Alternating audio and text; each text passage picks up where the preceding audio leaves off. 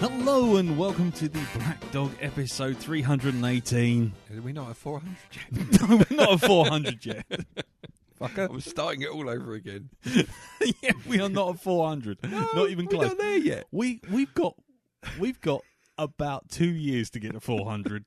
It will be our 10th year when we get to 400. We would have been doing this shit for a decade when we reached 400. Long road Getting from there to here. 400 podcasts. Everyone was marred by fear. Anyway, yes, hello. Anyway, I'll give you a clip from the What? one, sort of like the 10th anniversary with me and you going, who are you? What are we on? I've Where are fallen we? down and I can't get up. Is it time for bed yet? I have a Parker pen, but I don't know why. At Horlicks was What's lovely. that, Johnny? Oh, that feels so good. Oh, I need the wintergreen. Oh, my bunions. My nose is stuck at my ears are bent. My ears are grizzled, yes. Anyway, hello, welcome to episode 318, not 400. I'm Lee. I'm Darren. I'm Jim. And I'm Guru tugging my pud. Oh, God. Stop. You can't make me laugh at that gag. I heard it too many times. And this week, yes, we'll be seeing how everyone else's week's going and have a little bit of a chat. And then we'll be moving on to the final Conservatory season episode. One which it turns out doubled down a number of different Conservatory seasons. Because not only did we go for Mike Myers thinking that this was Mike Myers' Conservatory, Yep. but then it actually turned out, obviously, that was wrong because he is the main star. But then it turned out to be John Oliver's Conservatory, and it turned out to be Ben Kingsley's Conservatory again. I think he bought a conservatory for his conservatory. Yeah. So Stephen Colbert's Conservatory as well. Stephen Colbert's conservatory. And you know what I like about Justin Timberlake? He's always a forward-thinking young man, which is why he's gone in now to get money for his conservatory for when he's older. Yeah, he's paying the down payment. He certainly is. Yeah, Yes. he's set the foundations. Now he's just got to buy the rest of it. Which, if you've ever seen Out of Time, is probably where it came from, or In Time, isn't it? That one where he's got the clock in his arm. Yeah. Stupid bloody thing. It's a stupid premise. That Just is. had a watch, damn it. Yeah, no, it's how much time you've got left to live, and you get paid in years. Yeah. And then someone comes up and basically gives him 1 billion years. Yeah, so there you go, have some. And Is this a Tory party rewrite of Logan's Run? pretty much. Yeah, pretty much. Are you getting your crystal fitted next week? Because I'm... oh, it's gone black. Renew. Get your white onesie on. Go off you go. Up you go. Float. See if you can make it past the electric cattle grid. Oh, watch Grandad fly. Paul. But anyway, yeah, so we're going to see how everyone else's week's been first before we get on. Moth! We're being attacked by a moth! Mothra. We're going to see how everyone else's week's been. And then we'll get on to that terrible, terrible movie. And then we can all get on with our lives. Yeah. So let's start off. Let's start off with you, Jim. How's your week been, sir? I've been fairly nice. Had a nice, relaxing weekend. I watched Eurovision with friends and drank too much, which is the proper way of doing it, obviously. Yeah, we sat round my parents' house and I just drank their wine because I was the only person who could drink. I played The Witcher. That's what I did. All by myself. All by myself. So only. Anyway, go on. Anyway, sorry, Jim. Carry on. And then Sunday, went out to have a Sunday lunch and went to see Guardians of the Galaxy 2. Hey, and what did you think? I really enjoyed it. I thought it was a very good sequel indeed. Just nicely picking up what the first one did well and carrying on with it. I expected it was going to be more of the same, which it was. But I thought it also had, I think, had a lot more heart than the first one, and I was pleased just that like, little bits, moments of character development for all the major players. And it was just kind of like, yes, I'm really pleased with that. And I'm quite pleased to hear that apparently Marvel are going to be basing kind of the next major phase for their development on the Guardians and that universe. Yeah. Which is what I like, because it's such a contrast. As I said, kind of on the end of year roundup, I'm just getting a bit jacked off with the Marvel superheroes on Earth. Yeah. And it's just kind of like, oh, for Christ's sake, embrace the fact you're a comic book. Put these guys together and be big and colourful. And guys, it does that. It really brings to the screen all those kind of marvelous kind of, Jack Kirby outer space, completely, off their head and wacky sort of space adventures, and it's kind of, that's good because you can tell any kind of story you want in that setting. Yeah. And it's got, tremendous potential. I think James Gunn is just, I don't want to say visionary director, because that's just terrible trailer talk, but he really does have an eye for getting proper, really good visuals up on screen and making it colourful and interesting, and picking a kick-ass soundtrack perfectly just to go, taking songs well and just putting them into a new context. And I was very pleased with it. Cool. Came out there going, that was a good movie. And how I count the first one. So it's not often a sequel I think really hits all those marks. No. So, good work, fella. Good work. What you're saying there about basing the next phase in that sort of area, it kind of falls in with the whole Captain Marvel. That's what I was going to say, Captain Marvel, and the team that they set up in the bit at the back end. Yes, because I know about them. I had to look those up. I thought they're obviously significant. Yes. But I don't really know who they are. So yeah, well, I won't spoil it for anyone because if they haven't seen it, but I will just see one thing. Oh, my nipples! Definitely the line of the film. It was completely unexpected of when it I just went, the first time I watched it, it was just like, there goes my drink. Anyway, anything else, sir? No, that was it, really. It was a shame I had to ruin the weekend by watching The Love Guru, but never mind. Well, for every sunshine there is rain, for all pleasure there is pain. Isn't there a song like that? Sunshine and rain. Don't look at me like that. I'm on my own now. Set your horses aflame. Something like that, I don't know. I thought that would be one of your sort of early 80s soul jams. So Sunshine by Maze, actually. There you go. See, I knew you were just playing. You were playing dumb. I actually had the vinyl of that as well. I knew you did. You're listening to the Radio 2 80s Hour. Yeah. Two old men listen and talk about their old record collection. Yep. Which will get worse in a minute, I'll tell you that. Yeah. But anyway, so, okay then, Jim. Well, let's move on to you, Mr. Elton. How are you, sir? Not too bad, actually. I've had quite a busy week at work, which I've had one of them weeks where everything you touch fucks up. So that's been quite good. Yeah. Yeah, that's not good. That's not really good. Are you still in the elevator business? Because that's going to be really bad. It's going to be a bit messy. And yes, it's really bad.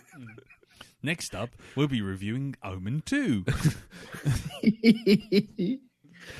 Also, I have been finishing off a suit of armor. Yes. Oh, yeah, I saw the pictures, man. Yeah, for MCM Comic Con coming up at the end of May, which I'm going to on the Sunday, which I'm looking forward to. But you're going to say MC Hammer. Get does. Yeah. Mass Effect MC Hammer. Oh, now that's a mashup waiting to happen. That is Pantaloon Mass Effect armor, N7 armor. That's gonna balloon pants armor.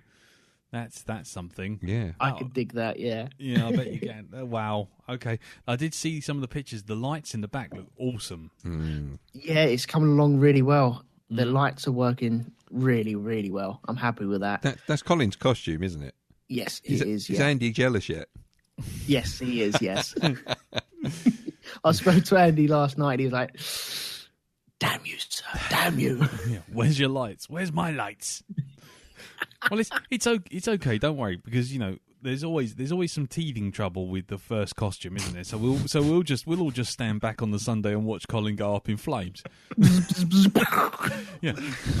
I can see that. There'll be me coming out the Can hall. you smell burning mats? I'll go out onto the lawn just outside the XL, and then in the distance, when in the darkness, I'll just see you go. Pip, your hair's to a fortune. Colin, your hair's on fire. Yeah. So yeah, I've been working on that. All I've got to do is a little bit of weathering, and then it is done. So I'm going to be delivering that this weekend. So I'm looking forward to that. Cool. Super smashing, lovely. And I watched 3 movies this week as well. Ooh, go on, him. One, Lee, you mentioned a little while ago called The Void. Yes, what did you think of that? It was all right. I quite enjoyed it. It wasn't great, though. No, it goes off into batshit crazy land far too quickly. It does, and never returns. No, not even close. It's over the horizon. Yeah, it just I makes. see my house from here. Yeah, oh my nipples. No, it always made me laugh. It's just the way that some hillbilly police sheriff out in the middle of nowhere just sees like tentacle beasts and is like, right, we've got to go and take care of the hospital. It's like, dude, have you just not seen what's just happened out there? You seem very casual about the whole thing. Yeah, people seem to forget very quickly in that movie. What's that film called? Something's Void. just happened, and their attention is drawn by, oh, look, there's a vending machine. Brilliant. Let's get some drinks. Yeah, exactly. Oh, there's a tentacle beast behind this door. Should we bolt it up? No, let's have an argument with the criminal bolted to the the lamppost.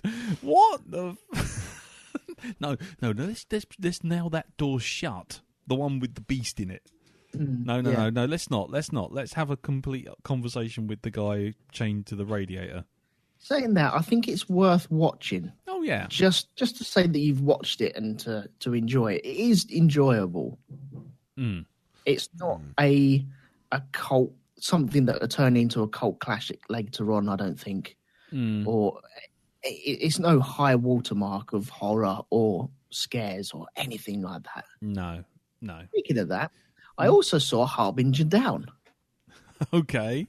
Which is a £5 movie Lance from Tesco's? Henriksen movie. A £5 movie from Tesco's. There we go. Yeah, pretty much. But it's done by the same people. The people that did the effects on this. This is why I was drawn into it.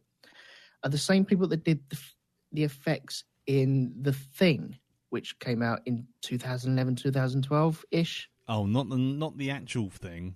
The rip-off. The shonky rip-off. Yeah, that's right, yeah. But they had a lot of their stuff CGI'd over. And a lot of their stuff that they did was very, very good. It just didn't make it to the screen, or it was covered over with fake flames and tentacles and blood. And creatures from Half-Life 2 just stuck on with glue and sellotape. Yeah. Yeah, but I thought I'd give it a go. It's like The Thing 2011. It's terrible. It really is. There you go. Fucking bad. I'd rather have toothache than watch this again. It's fucking shit. I'd rather piss out my soul than watch this. I'd rather piss out my eyes. Nice. Once again, I think it's worth watching because there are some nice effects in it, but only some. Not. It's almost as if it's a show reel for other people later on, and it's not as good as what I expected it to be. I didn't expect the story to be good. I thought it would just be a special effects marathon, and that's the sole reason for it. And it is, but it doesn't quite pull it off. No. So watch it at your own leisure, I'd say, or beware, or just don't, because it is just Lance Henriksen and lots of other people that you won't know the names of, or probably won't ever hear of them ever again. I mean, Lance Henriksen is definitely a Conservatory movie contender, isn't he? The amount of shit he's turned up in. I'm surprised we didn't get him on, to be honest. His retirement fund is solely played by Tesco's, because that is how. It's although it is the £5 movie bargain bucket. Anything with a big circular sticker with £2 in big curly font. Exactly. Or something that's got a slightly off-kilter title Like, the Revolutions Matrix. Yeah. Or, I don't know. Transmorphers. Jurassic Park. Yeah. Jurassic Park. The Final Starfighter. That's that kind of thing. A touch of frogs.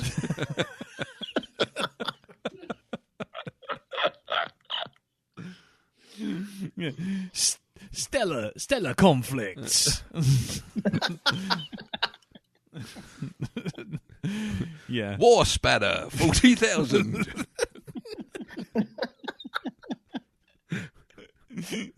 Star hikes. Spiderman. Bartman. And Supperman. Yeah. Man. Flyman. Oh God, you got me. Okay, fair enough. And also the third one I've seen, which I think some people might be interested in this.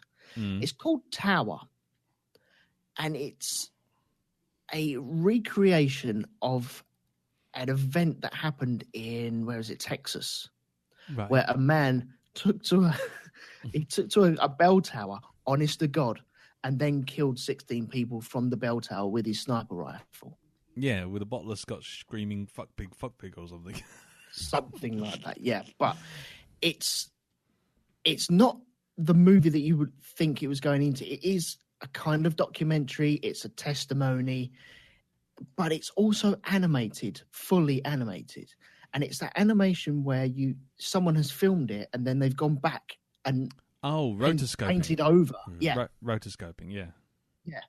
And it does take a little while to get used to it. But once you do, it's quite good. And then all of a sudden you see like a janky bit of it and you're like, oh no, I've been drawn back out of it again. But the story behind it is brilliant.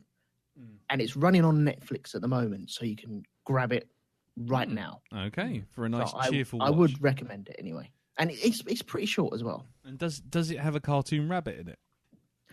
Or some kind of anthropomorphized animal hopping around? No?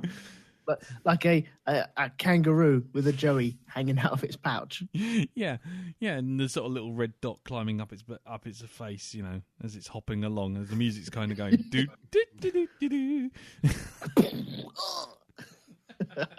No, that doesn't happen, alas.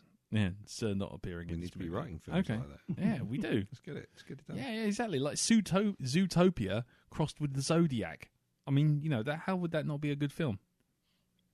Zootopiac. Yeah, You exactly. call it that? It's another Zodiac. That's a Lance Hendrickson fucking fund expander if ever I've Exactly. seen one. Lunch cop. Who's the doctor? Time Doctor. Time doctor. Yeah. Time physician. Yeah. Doctor what? Okay.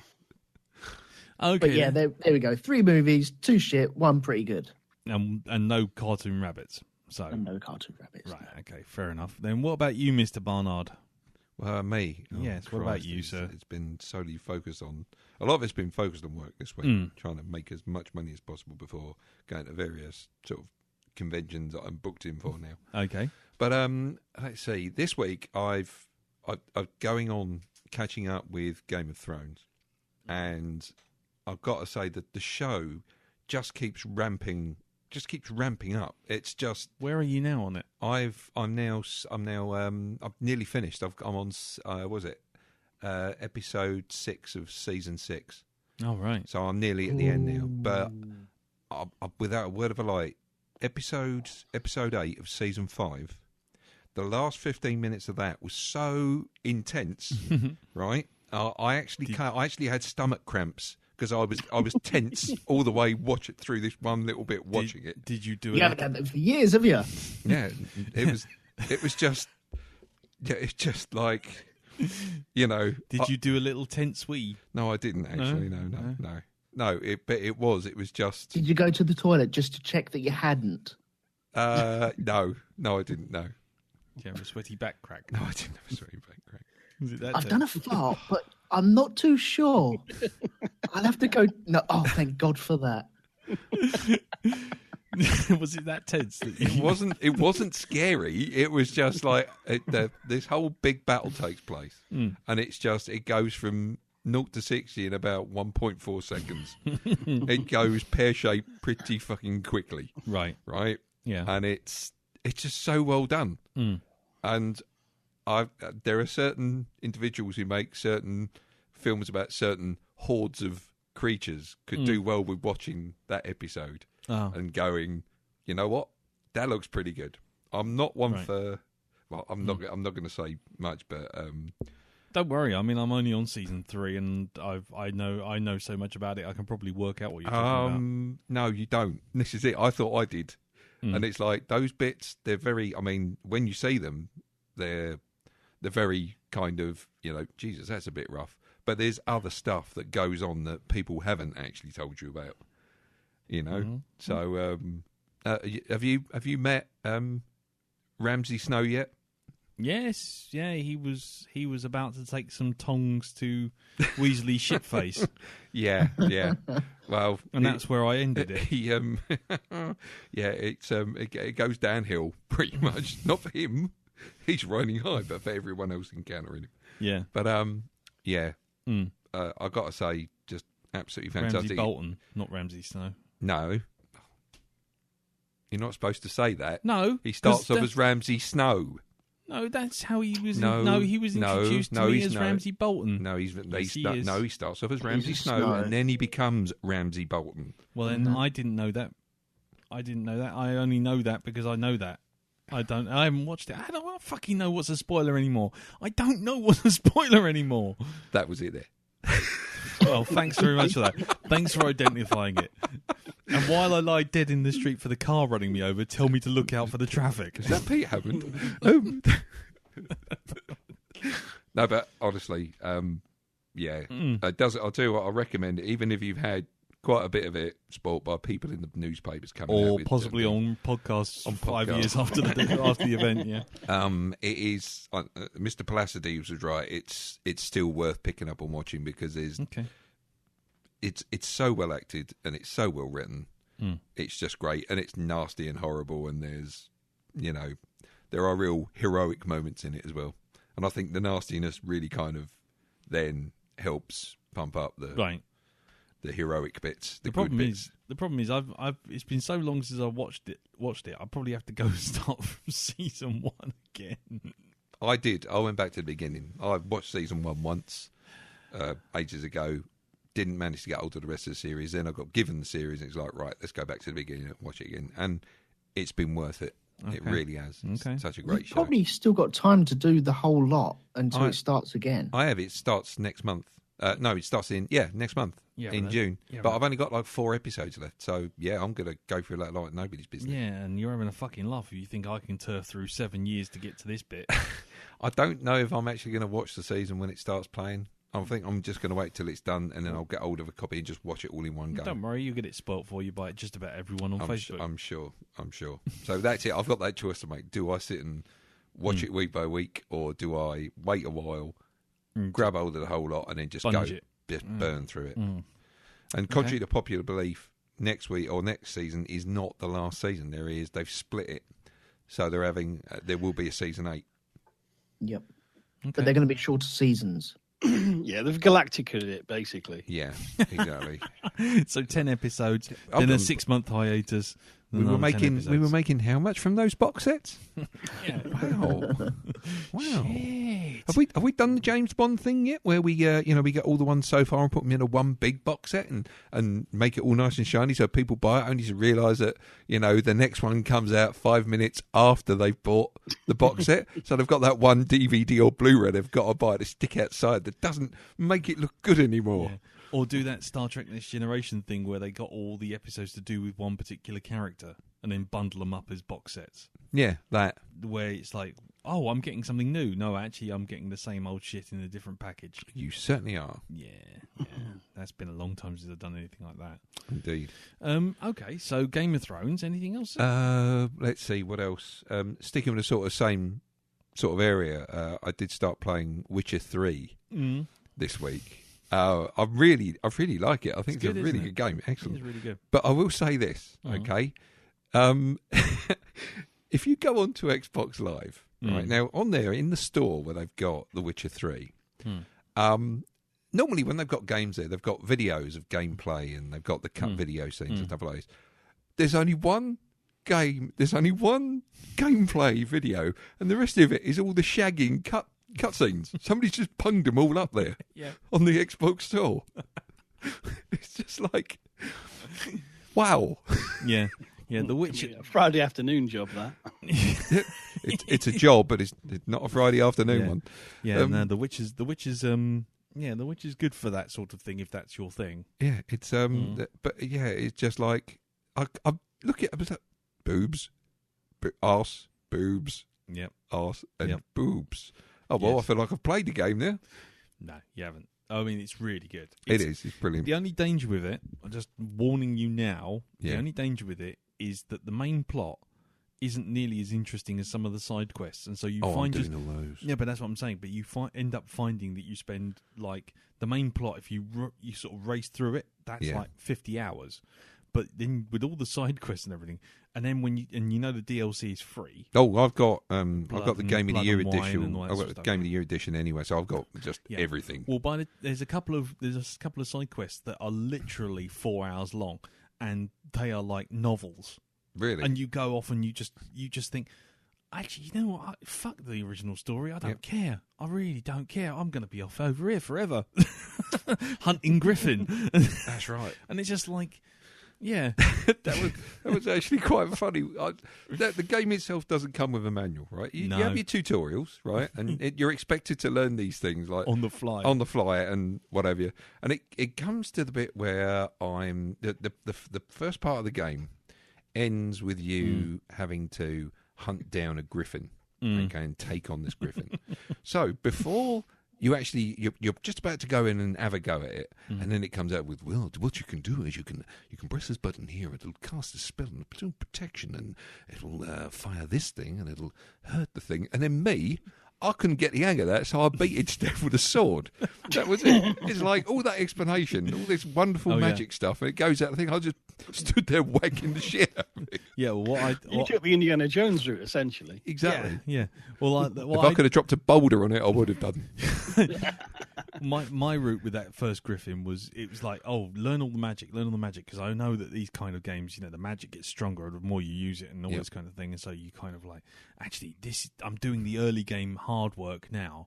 Anyway, but like it was literally like, the man, I'm trained for combat, and literally this thing came swooping in, and I'm like, right, ready, go. This came swooping in. The sky went black. I'm like, yeah, help me! And I'm sort of pressing all these buttons, and things are firing off like fireworks, and I'm running headless like a chicken, running around in circles while this big thing just comes along, picks me up, and basically drags me off its air, and it's just eat me. Oh, I learnt that. The most useful thing I've learnt in that game is the combat roll.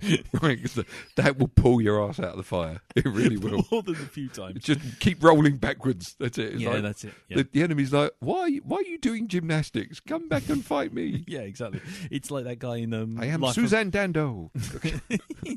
He's like that guy in Life of Brian who goes running around the Colosseum until the gladiator has a cardiac arrest. Yes, it's exactly what it is. Anyway, anything else, sir? No, I think that's about it, really. Okie dokie. Yeah, well, my week, just work and shit, so we won't bother with that because it bores me just talking about it. So there you go. But two major things. Do you want the good one or the bad one first? Hit us with the bad first. Alien Covenant. Oh, right, okay. We're still going to see it on Saturday, me and Elton, aren't we, Elton? Yes, we are. Yes. Okay. What I've got to say is not much different from the review. I put a review up on the Blackdog YouTube page. Yep. And then there was also a mini-sode that went up on Space Doc Jury. The thing with it is, when I came out from seeing it, I was just kind of meh. Everything's just like meh. I think I've been so burnt by Prometheus that anything that just has a coherent story that goes from start A to end point B, I'm happy with. I rate this movie beige out of 10. Exactly. I give it whatever. Average. But the problem was that after I recorded the video, Yep. And I put that up, and I'm thinking, okay, fine. And then I'm sort of like, like when you're lying there and you're just going through some YouTube videos and you're going through sort of Facebook and old news articles and everything. Yeah. And then all of a sudden it was just like part of my brain, when you can't sleep and something just comes up and says, oh, what happens if someone broke in, or what happens if a light bulb smashes, or something like that. You start focusing on something really silly. Right. I started focusing on the last 10 minutes of that film. And as soon as I did that, I got cross. And then the more I got cross, it was like pulling a thread on the jumper. Right. And then by the end of it, it was like, fuck this movie, fuck it in the air. Ah! Table goes over, papers in the air, shit flinging at walls. So, yeah. And then I heard the review on Commode and Mayo, and one thing came out of that which I thought was very clear.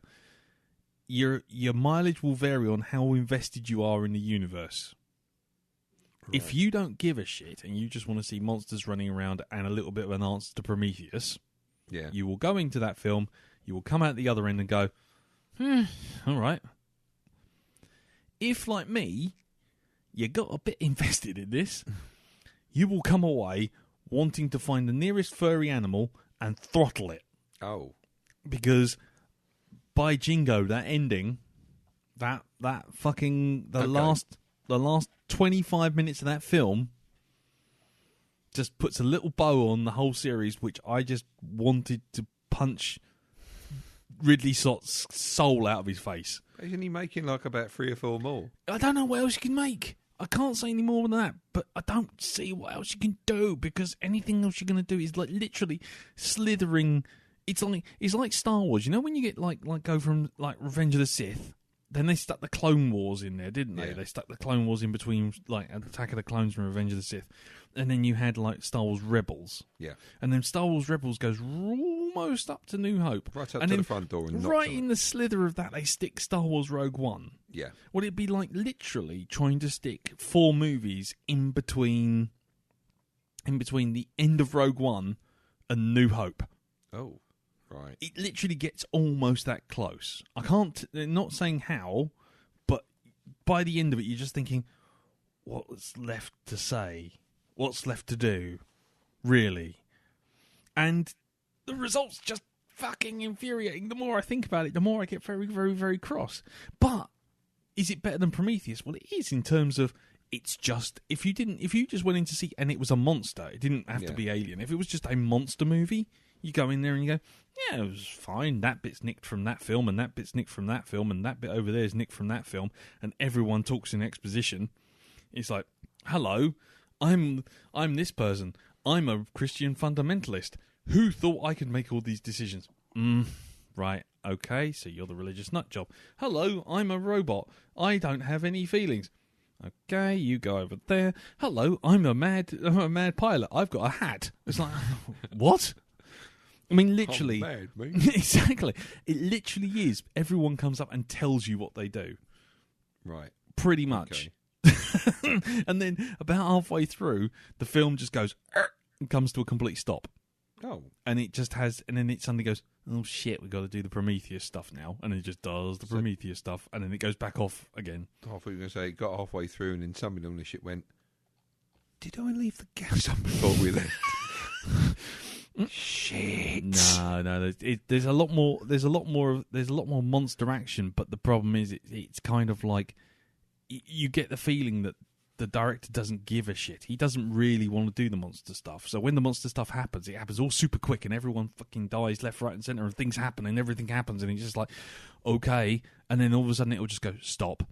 And now the philosophy corner.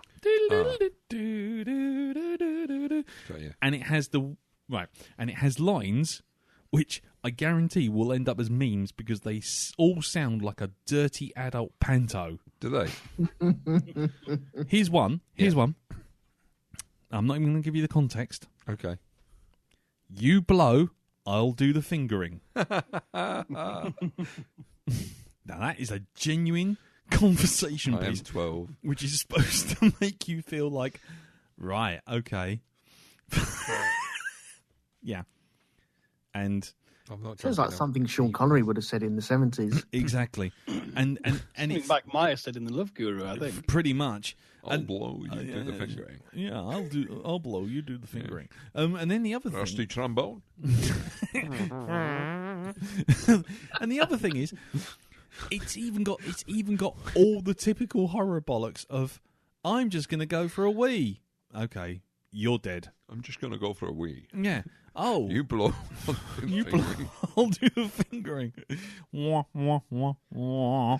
Sad wank. Yeah, and literally, there is one scene which had me thinking, "Oh my god, they've accidentally spliced Spaceballs into this." Oh, shut up! Really? Yeah. You can either laugh at it, cry at it, or get really, really cross at it. I did all three.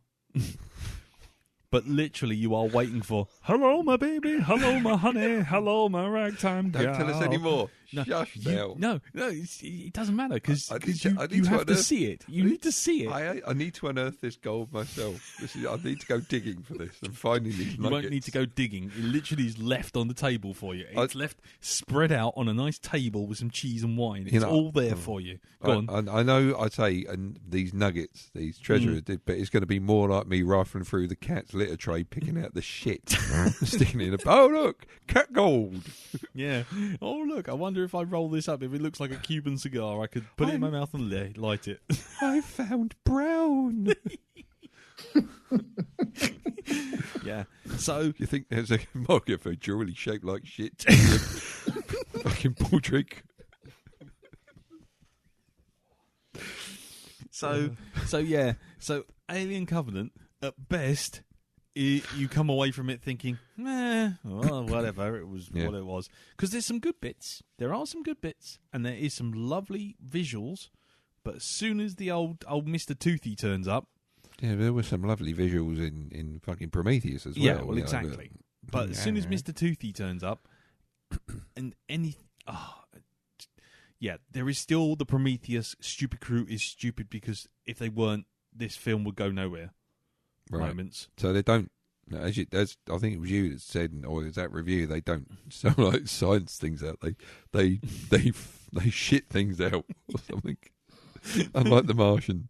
Yeah, they don't think things out. They just shit things out. They literally do. Tell me one thing though. Is there a bit in the film, and I don't care if you spoil this for me. Okay. Is there a bit in the film when they receive a transmission from the mothership and somebody's sort of like trying to help them out with a problem, and somebody comes out with, "Have you tried fashioning a rudimentary lathe?"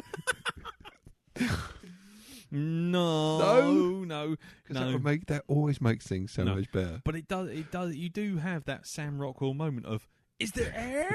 Why are you even opening that door? Should we be wearing spacesuits or something? And smells all right to me. Smells right to me. Exactly. But that's the thing. That's exactly it. Yeah. But yeah, and again, country road, take me home. Yeah, it's oh man, it's. Does it get worse the more you think about it? Yes.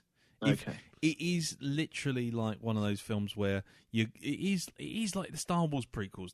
When you go in and watch them, you watch them. If you turn your brain off, you go in, you watch it, you go, oh, there was some lightsabers, there was some things happening with stormtroopers, there was lasers and things happen, and you walk away. Then 5 minutes later, you get on the internet and someone goes, oh, that fucking line about sand, and you go, yeah, that was pretty shit. And that fucking, oh my god, no! And it's like it's suddenly like it's like the Manchurian Candidate. It all goes into your eyes, and you go, "Fuck! It's all crap." Now, this is kind of like the opposite effect that Goldmember had on us, where we watched it, and it was like, this is a bit rubbish. And then then the time bombs go off, and you start giggling about the joke, the stupid jokes. Yeah, exactly. But that's the thing. It's like it's the opposite. It's the anti. Yeah, it's anti that. Anti-Goldmember. Like I say, wow. Yeah, it's got references to everything from Jurassic Park 2 to Blade Runner in it. Welcome to Alien World. Yes, we've spared every expense. I mean, but yeah, yeah. I really do want to do another. I want to do another review of it because the one I put up makes me just sound like it's just kind of like meh. Now, I have something inside me going, get the fucking video down and record it again. Do it again. So maybe I will. I don't know. Or maybe when you've all seen it, we'll do one just so I can just... so that Ridley Scott can do one. Oh, God. Yeah, listen. I tell you what, listen to him on the film program last week, on the podcast for the film program, and you will listen to a man who is clearly worked out that people will watch any old shit if it's got an alien in it. And he really is. He's that cynical when you listen to it. You listen to it. That doesn't surprise me. But just talking about Ridley Scott, I know this is the thing. Yeah. But just as in conjunction with that, I watched the Blade Runner trailer. Now, is it me, right? Is this a news section? Are we doing snooze again? No, just go with me on this. Just a question to everybody. Is it me, or has Harrison Ford just stopped trying? He stopped trying years ago. Yeah. I mean, you look at it, right? You watch the film, right? It's as if he kind of turned up out of kindness to the production, right? Everyone else, like you got like the main star there, and they're all dressed in appropriate attire. He turns up in a pair of fucking tracksuit bottoms and a t-shirt. Yeah. It's like he's just come back from gardening or something. Yeah, he pretty much has. Give his carer the slip. Giving his carer the slip. He's like exactly. It looks like he's turned up for the table read. You know, that's it. Yeah, not for the fucking film. Yeah. Well, let's be honest. You know, he only ended up in the bloody Han Solo costume because, let's be honest, they wouldn't let him on set without it. There you are. They probably just wrestled him to the ground. Who's that stupid old fucker at the gate there? Yeah. But he asked him his name. I mean, frankly, I think he stopped trying when Hollywood Homicide. Yes, I actually saw that. I went to the cinema to watch that, and it was just like, what the fuck is this? Is that Josh Hartnett? Yeah. It's where, was it, Harrison Ford plays he's a detective who's got a real estate business as well. Exactly. It bears no reference to what the fuck is going on in the film. It's just so he can make some fucking jokes about having Buying to go. a house. Yeah, that's all it is. It's just like, Josh Hartnett, you could have been a big star. You could have been a contender. You walked into this film. Yeah. What happened, man? Yeah, and then he had to do Sin City as like a cameo. Yeah, it's a punishment. That's what it was. But anyway, moving away from Alien Covenant, because like I say, once you guys have seen it, maybe we'll do something, because I think we might all have something to say about it. I do think, especially towards the end, but I'll leave it there. But anyway, deep breath in and out. Right. Deepak Chopra. Fuck off. Fuck you, Deepak Chopra. Anyway, and the other thing was I went to the V&A on Sunday and went with the family to... This is the good thing. Yeah, to see the Pink Floyd exhibition, Their Mortal Remains, which was, for me, bloody amazing. For Carol, probably okay. For Katie, nothing. And for Lisa, she came away saying, it's weird, but it's a good kind of weird. Which, you know, for a 9-year-old, I think was quite good. There's promise. But this point was it model point 2 there? Yes, it's a better design. Yeah, the evolution. We shall. Ironed out all the bugs from the previous version. Exactly. Yes. Yeah. Now I shall take the genetic markers from part 1 and put it into part 2, and we shall make it something new. But anyway, yeah. So it goes through the whole history of the band, and so your mileage may vary depending on where on the band's history you prefer. A question. Now, from what I read of your thing, they had a different room for different albums. Yeah, especially once you get past Ummagumma, I was going to say everything gets into sort of like there's massive areas. Is there an Ummagumma room? No, there's an Ummagumma. No, basically the really early Syd Barrett stuff. They don't have a lot of documentary evidence of stuff talking about the making of those albums. Yeah. So what you get is like a sort of like probably a 10-20 foot space for each of those albums, and around them sort of memorabilia from that era. And what happens is you get these little tiny radios, these Bluetooth radios that are mixing, and they're doing an audio soundscape, and you've got these really nice headphones on, and you walk through, and as you walk through, as you get closer to certain displays, that the stuff from that display fades in over your headphones. Oh, very nice. Which is really cool. So it has this kind of dreamy kind of like when you hear all the voices from Dark Side of the Moon playing over the clock. It's very much like that. So as you walk closer to like a video display which is showing a conversation with Sid Barrett, for example, he fades in as you get closer to it, and some of it gets a bit clunky, some of it just switches off and switches on. But for the most part, you can walk close to stuff, and it just, as it activates and starts talking, you hear it into your headphones, and then as you walk away, you go to another part of it, and it leads you through. And once you get to Dark Side of the Moon, Wish You Were Here, all those sort of things, those areas they're fucking enormous, and so you have lots of memorabilia, lots of videos of the stuff being produced. For Dark Side of the Moon, they've also got an area which is like your own personal mixing desk. Yeah. And what you do is you've got all the actual stems from the original recording, so you can fade in the voices and the beats and the drums and the keyboards and everything. You just play around with that and make your own remix of Money and stuff like that. And then you go to another bit where they've got all the guitars and Nick Mason's, his drum kit, and then there's Richard Wright's keyboards and all this kind of stuff. And every time you go up to one, there's like a video display of them trying the stuff out. And giving you a little talk about it all. And they're all involved. And then you've got things like how they came up with iconic tracks, and then there's this whole thing for the wall, which is just huge, great big wall. Poor old animals get sort of stuck off to one corner. It's a petting zoo in the corner. It is pretty much, and the whole thing's just purely about like them doing the pig above Battersea Power Station. Right, chasing a giant balloon. That's right.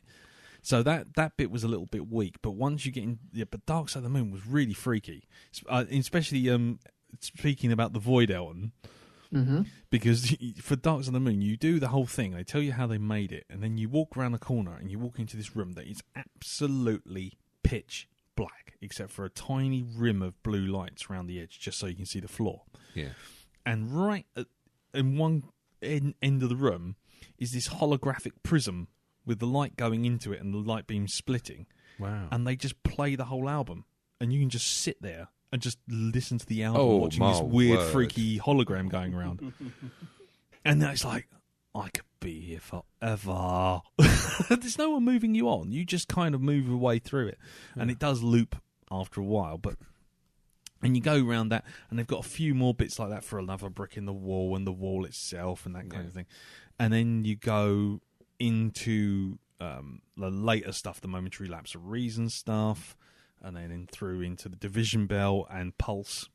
Right. And they've got some of the light diffusers from Pulse and the big heads and all this kind of stuff. And again, all the music's playing, and you get documentaries talking you through it, and interesting stuff. Loads of little interesting facts, like when they did the Delicate Sound of Thunder tour about the guy who installed all the lasers. And he was part of the Alan Parsons project. The Alan Partridge project. No, the Alan Parsons project was like, wasn't it a prog rock band, Jim, or a psychedelic band? I can't remember. Yeah, they're a prog rock band. Yeah, and not a type of hovercraft as Homer Simpson thought. Exactly, but also to tie it in with this week's film, it was also the name of the laser that was on the moon in Austin Powers 2. The Alan Parsons project, because they had all the laser beams, and it was one of the guys who was the stage guy for that, talking about the lasers, and they wanted so many lasers and all this stuff for Delicate Sound of Thunder that they're sitting there ready to do the concert just like a day before, and they switch everything on, and they switched everything on, and then they switched everything on, and all of a sudden the fucking whole console and everything just burst into flames. And there's loads of little interesting things about it like that, like when they're trying to do animals inside cover, and they got this thing called the sheep cannon, and they're firing like these parachuted sheep 1,000 feet into the air, and it's like scaring aircraft, and it's almost like fucking it's Spinal Tap. There's so much stuff like it though. Fire the sheep cannons. Fire the sheep cannons, and there's lots of pictures of like all these sheep being fired up like parachutes and being fired out of this cannon 1,000 feet into the air, and they got feet mixed up with inches. feet mixed up with inches. Yeah, fired it into the sun, and so I think it's a little. oh yeah, and it's about it went 1,000 inches into the air. It managed to make it as top of the door, but basically, so you got all this really interesting stuff, and then as you go around the corner, you go around. Then there's the final bit, which is really interesting. It's funny. Is you get past Pulse, and then you got like the Dave Gilmour, Nick Mason last Pink Floyd album, because they're the only two surviving members apart from Roger Waters, who wants nothing to do with it. And it's literally like it's called The Endless River, and you've never seen everyone race through that so quick. It was literally like, oh look, Pulse and all this sort of thing, listening to the live action stuff, and then all of a sudden it's like, oh, Endless River, and like straight through, and you go through into this big open room, which is about 200-300 foot aside, and it's just a big screen all around you, and they do 3 songs. But you can stay there for as long as you like, and a laser show. And you stay in there, and basically they do Arnold Lane, and then they do the Vision Bell, and then they do the Live 8 concert that, Comfortably Numb from the Live 8 concert. And and the sound is just incredible. It goes, take your headphones off, and you take the headphones off, and then you look up into this room, and the whole roof is basically speakers. Wow. It's literally just speakers and lasers, and then the music comes on, and you're like, I am never getting kidney stones again. I have been hit with so much ultrasound, I think my bones are shattering. Wow. And it was amazing. I feel no shame in when they did Comfortably Numb, and it was that loud and that resonant, and you're right in the middle of the crowd, and it's 360 degrees all around you. It was a bit dusty in there. It was a bit emotional. I'll be honest with you, because the thing was that the only song that didn't appear multiple times throughout the thing. Yeah. You could go to any one of these displays and you'd hear Money or Time or that kind of thing, or Arnold Lane or See Emily Play and all these things. Mm-hmm. But there was no Comfortably Numb, and I'm thinking, why? That song. And that's why, because when you get hit with it at the fucking end, it's like, yeah. Yeah, if it wasn't for the fact that the kids and Carol were there, and I don't want to blame them because they were really good, they were all fine with it, but if they weren't there and I just was there, I probably would have just laid down and gone, yeah, you're going to have to drag me out about 5 o'clock when you shut this thing down, because I'm just going to lay there. But literally, the sound just comes down on you like a wave. It's boom! Yeah. And it's like, yeah, I could be here for a while. But yeah, it's lovely. It's really good, really amazing. It's on till October the 1st. Oh, I might actually. I think tickets we paid. I don't know if this was an offer, but I think the tickets are about £15. Really? Mm. They want 25 for you to climb a legend of the O2, and that's just walking up a fucking hill. Well, like I say, I don't know if Carol got like a Groupon thing or whatever, but it was £15 for adults and 12 for the kids. Right, that's it. That's sold. I'm done. I'm going for that. But the funniest bit was just as you're walking in, like you're standing there, and they've got this mural along the front, and as you go in, it's playing "Nobody Home" from the wall. Oh man! And no, but it's great as you're walking in and it's playing it. But the irony is, it's saying "Nobody Home," and there's like about 1,000 people trying to cram into a fucking tiny space. It's like, get out of the way! There'd be nobody home. I wish there was nobody home. Just let me in. Do with it being that at the moment. Yeah, exactly. But the rest of it, lovely, really interesting, really cool. They had the big inflatable teacher from the Wall concert. Full size, really, standing about sort of 50 odd feet up in the air. Oh and, man! Yeah, there was lots of really interesting stuff. And did they have the big hammers? No, they didn't have the big hammers. They did have the mother, and they had like a video of the CGI test to do. They were going to do it the live wall the first time, and they had a video of the CGI test. It's so bad. Yeah, it's so really, really bad. You think, yeah, I can see why they didn't actually do that. did they have the psychedelic pigs? The pigs from the concert we went to, where they suddenly appeared out of the top of the fucking speakers. No. Mutant pigs. Those No, things. they were talking. They did have a video about those pigs that they ended up. They did for the last concert. They filled them full of hydrogen, sent them up, and basically blew them up. there's all sorts of crazy shit like that. You watch this, and it is like the crazy shit that really is interesting. I love those pigs. Some of it was kind of like, just standard. There's a Nebworth bit and a bit over here, and you're kind of looking at T-shirts and stuff. But did they talk about the urban legend, as I call it? What's that? The Sid's. What about him turning up for "Wish You Were Here"? Yeah. They talked about that as well. Yeah.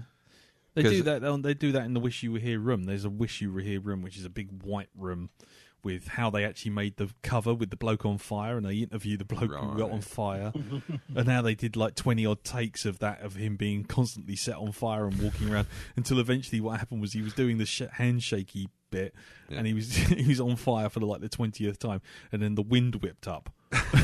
And apparently that was it for him. He's like, his moustache was on fire. Everything just went up, and then it cuts back to the photographer going, "But we got the shot."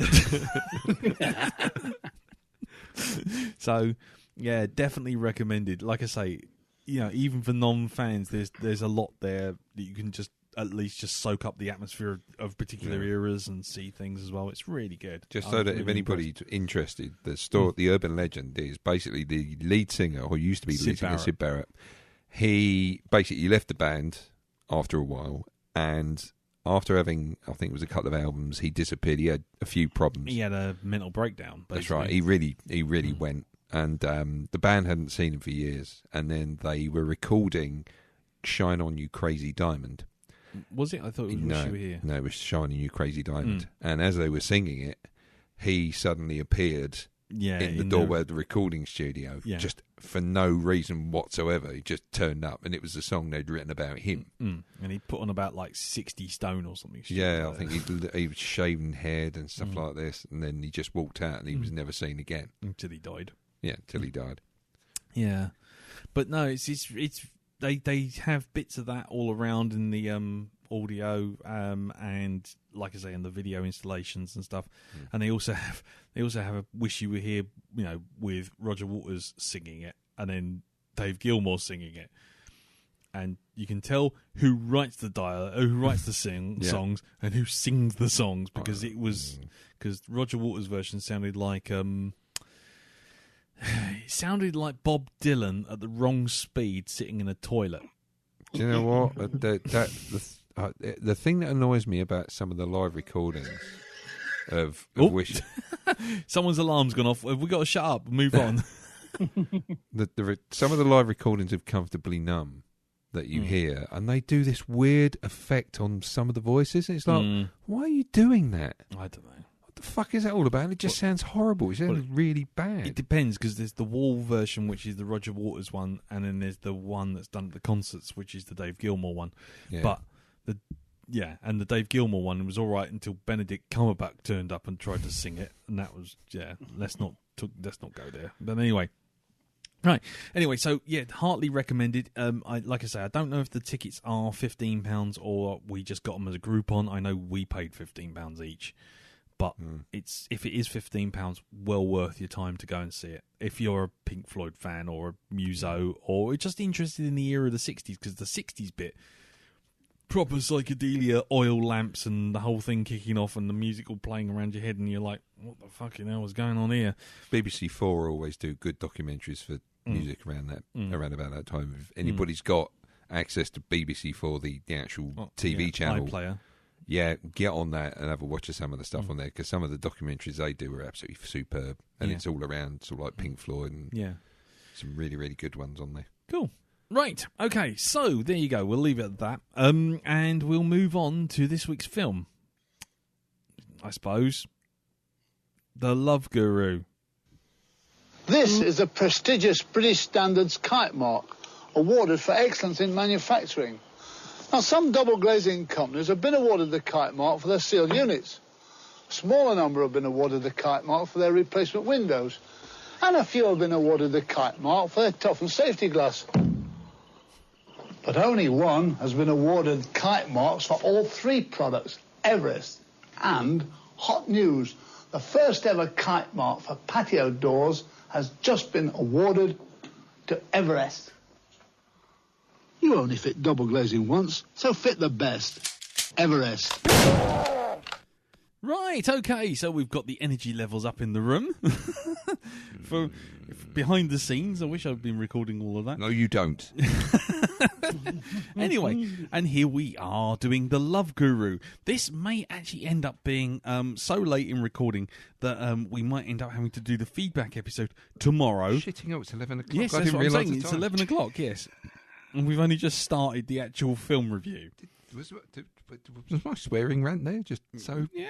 Wow. Yeah, you were. You were an angry little man. I was an angry little man. Anyway, so talking to the mic, mate. There you go. So the Love Guru. I was so angry. He's so angry. So angry. So very angry. So, the Love Guru is a 2008 American, in quotes, romantic comedy film directed by Marco Schnabel. Marco Schnabel in his directorial debut. The fact that he hasn't got a link on his name means I think it was also his last movie. It was written and produced by Mike Myers, starring Mike Myers, Jessica Alba, Justin Timberlake, Romany Malco, Megan Good, Vern Troyer, John Oliver, Omid Jali, and Ben Kingsley, who is coming in for his second Conservatory in this season. The film was also Myers and Timberlake's second collaboration after Shrek the Third, which was in 2007. The film was a financial flop and earned overwhelmingly negative reviews. Why would that be? So, knowing that it was a flop, it had a budget of $62 million. Darren, how much do you think it made without looking on the screen? $62 million was how much was spent. The budget, yeah. The budget. A bucket of fish heads. That's what I'm hoping you're going to say. Okay. Jim? 6 buckets full of piss. Okay. And some mops. And some mops. And Elton? A lucky heather talisman. Okay. And I would have just gone for an angry red cock. But, guard cock. But actually, no, it earned $40.9 million, losing $22 million. Shit. Yeah, so there you go. It also had cameos as people starring themselves from, and now here, listen to this list. You've got Jessica Simpson, which we obviously knew, Val Kilmer, uncredited, Morgan Freeman as the voice, like a Twinkie. Like a Twinkie. Oprah Winfrey, who has used archive footage, Deepak Chopra, obviously, and Kanye West. Yeah. I didn't know he was in it. I didn't recognise him. I didn't see him. It was when Mike Myers turned up as Mike Myers, and they were cheering. Oh, that bit. Him and Kanye West. Mm. Yeah, their names underneath them. Yeah, in big black letters saying Mike Myers and Kanye West. I must have blacked out for that bit. Your cunt filter had kicked in. Cock tinted specs. Anyway, Mike Myers appeared in the 7th season finale of American Idol as Pitka, the spiritual director of the show, and the finalists David Crook and David Archuluta got to visit the Paramount Pictures Studio Theatre to see the Love Guru a month early. And then met Myers dressed as Pitka playing a sitar. In fact, he was playing Sitar Hero. Ha ha! Because it's a funny thing. A fan resource page at Fox Entertainment Studios' BeliefNet.com website was created as part of a collaboration between BeliefNet and Paramount Pictures. What that has to do with this film, I have no idea, but it's in the wiki, so I'm just reading it out. The film did poorly at the box office, and in its opening weekend, Love Guru grossed $13.9 million in 3,000 theatres, ranking it number 4 in the box office. The opening weekend numbers fell short of the $20 million forecast by Hollywood, and the film later grossed $32.2 million in the United States and an additional $8 million overseas. The film was released in the United Kingdom and only ranked number 8 for an opening weekend and was never seen again. The review aggregator Rotten Tomatoes gave the film an approval rating of 14%, which is 10% more than Blood Rain. So look for that out. Based on 168 reviews and the site's critical consensus reading that The Love Guru features far too many gross-out gags and far too few earned laughs, ranking as one of Meyer's poorest outings. Metacritic reported the film had an average score of 24 out of 100, based on 33 critics, and a generally unfavourable review. Jay Stone of the National Post gave the film a 1 star, said the film is shockingly crass, sloppy, repetitive, and thin.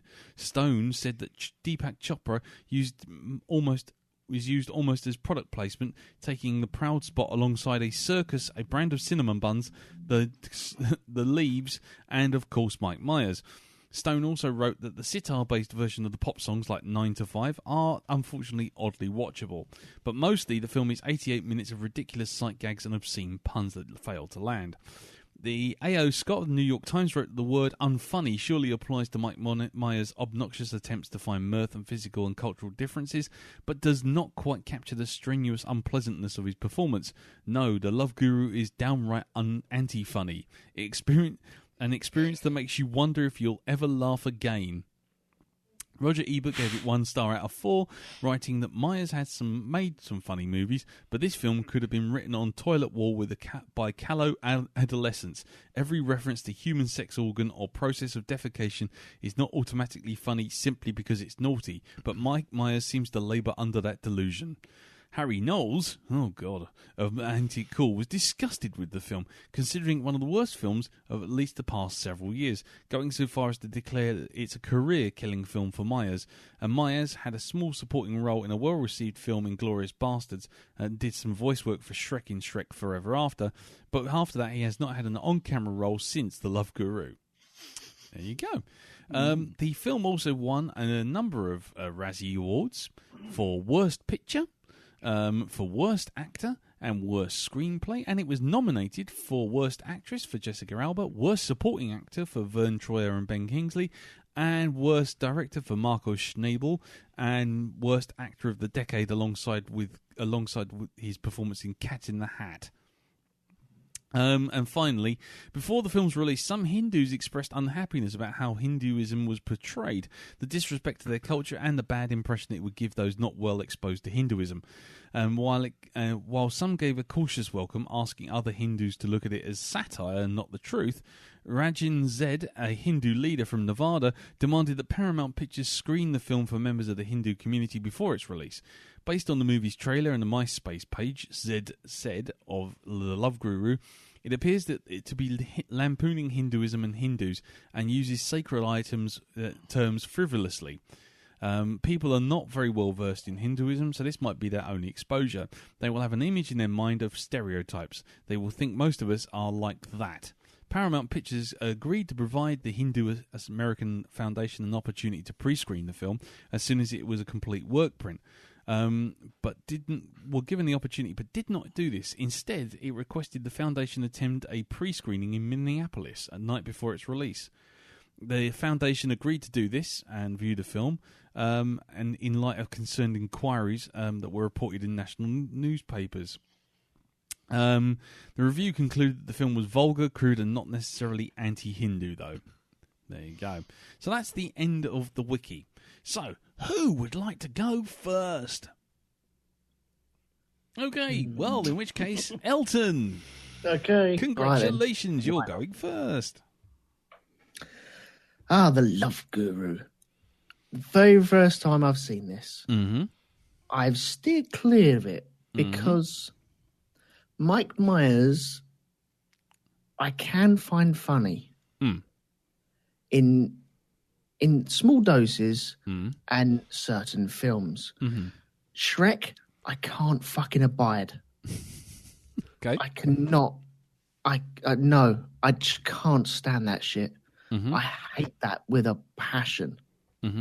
All of them. Well, at least 2 of them that I've seen, and I ain't going to go see any more. It's just not my thing. Right. On the other hand, Wayne's World. Okay. And definitely the first 2 of the Austin Powers movies. The third one I haven't seen twice. I've only seen it once, and it was all right. Mm-hmm. I can really get on with them. Mm. It has a certain tone to it, and it works really, really well. And the thing that works really, really well is Mike Myers brings to the table different things in their movies. With where the Love Guru falls down, it has got some funny moments in it. But where it falls down is his character is a blend of Wayne and from Wayne's World and Austin Powers. And you can blatantly see it. He throws in new bits, which are nice, and they do really, really work. Right. The problem is when he steps over into Wayne or he steps over into Austin, and you can't remove that from his character in this film. And so it becomes a fight of, okay, who am I looking at on screen now? It's just too many characters that he's too well known in. This character is not diverse enough from the other two characters that he's played that really shot him to fame. And that's where I feel that this falls down. Also, the script and the acting and everything else that goes along with it. Yeah. But that is a major bugbear for me for this. There are some... the very first bit where you had Morgan Freeman and him narrating over the top of that, it raised a smile on me. And I thought, okay, I'm smiling already. This might actually work for me. And I really did give it a try. There were some bits where I was giggling away at it. There were some really funny jokes. What ones? There was just out of interest. There was also some fucking lame shit as well. It is a problem where it's like a kid at school where it's, okay, fart joke after fart joke after fart joke. And it just becomes tiresome, tedious, and boring. But in the middle of all that, there are some little bits of gold, little flakes that I really did enjoy. Little nuggets of sweet corn in the poo. If that's what you're hunting for, then yes. If that's what you've got your finger in there and swishing it around to try and find, yeah. The other characters in there, I couldn't name you another character in there. I know what they look like, and I could point to them, but their names... One of them was called Darren. Totally missed. I was totally missed on it. That... who's the Oliver guy? Sorry. John Oliver? Yeah, Don Oliver. He's Dick Pants. Yeah, he's Dick Pants. Yeah. I spent half of that film thinking that was Ben Elton. What? I don't know. It just sounded like Ben Elton. It had sort of mannerisms of Ben Elton, and for appearing in this film, he deserves like Ben Elton. Mistaken for it. He deserves it. Wow, Ben Elton. Okay. It had that flavour to it. It really did. But there was some bits that were really good in this. What? Go on. That little thing that he does with Vernon, where he goes, "Give me £1, lock it down, break the pickle, tickle, tickle." I fucking rolled up at that. I really, really did. I feel this movie, you can quote little bits from it. And so they would be the funny bits. And it's like other comedies that you come along to that you can pick little nuggets out and quote it, and then it becomes bigger than what it really actually is. But yeah, the actual film all in all was fucking diabolical. It really was. It had no soul in it whatsoever. It was just, okay, point the camera at Mike Myers and hopefully he'll be able to turn it on. If he doesn't turn it on, okay, fine. We've got other sketches that we can pull this back on. And it just really didn't work for me. It's not terrible. It's not the worst piece of crap I've ever seen in the world, but do you know what? It's up there. It's up there with some mighty turds. But I don't think it's as bad as what I'm already remembering it as. Okay. I don't know if that makes sense or not. No, that's fine. By the way, I'm just reading on the trivia. There's an extra scene with Kanye West being interviewed at the hockey game, to which Mike Myers has brought him, and each time the interviewer goes in with a microphone to Kanye West, Mike Myers leans in and keeps repeating, "Don't say it, don't say it." Mike Myers was on stage with Kanye West when Kanye West made his infamous George W. Bush does not like black people statement. There you go. Right. Okay. I'm only saying that because, that's a trivia thing. That's the thing. That kind of sums up the film. Just like, okay. So what other bits did you laugh apart from the tickle pickle thing? Oh, Because I'm sure we've all got one or two that made us giggle, and I think we should give it at least acknowledge those bits. Yeah, some of the times when he brought a book up and he was talking about a section that he was speaking about, I talk about it in this book. Why are you hitting yourself? You're still hitting yourself. Why are you hitting yourself? It's dumb, it's stupid, but it's not a fart joke, which is this whole film is really based around. I think. But there was also go on. Your uncle. If your Uncle Jack helped you off an elephant, would you help your Uncle Jack off an elephant? See, that's the thing. I think what's going to happen here, and this is what I was saying off air, is when we say the jokes to ourselves without the context of the film killing the atmosphere stone dead, I think we're going to childishly descend into giggles, but I don't think that should impact on the actual film. No, that's true. Let's make her like a baby and head out.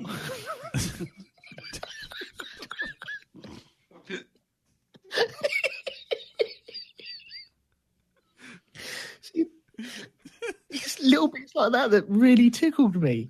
But getting from A to B, it really is a mess. But sometimes, he can pull it out of the bag. But the thing is, I don't think it's pulling it out of the bag. I think it is just doing what we're doing, which is you start thinking about the joke on its own in isolation, and you go, actually, on its own, that's quite funny, just without the shit that you've gone through to get to it. Yeah. There's. I wasn't too sure, isn't it? Though, what's that? The way you tell them. Yeah, that's right. Yeah, and if we're all sat around and just bring up every now and again, we could possibly tell it better than what he did on there. Yeah. I've no doubt that. Yeah. Yes. Can I have some alligator soup and make it snappy? Because alligators are snappy, and at the same time, I want it prompt. But when he was doing his guru character, when he was talking very softly, and that character really worked. Really? I felt when he went into the softly spoken guru, that works for me. But it's when he pulls that big cheesy grin, which is clearly Austin Powers and clearly Wayne as well. It's the same gag again. Okay, I've seen this in Wayne's World. I've seen this in Austin Powers. I don't need to see it again. Yeah. I mean, I do.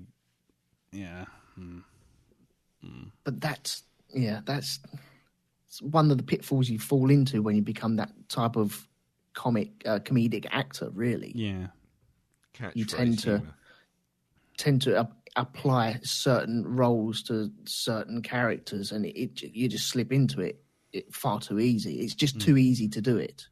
But the actual film, though, it really, I was not bothered about the ice hockey match, about what was going on about that. I hated all the Oprah Winfrey shit that was thrown at me. Thought that was utter guff.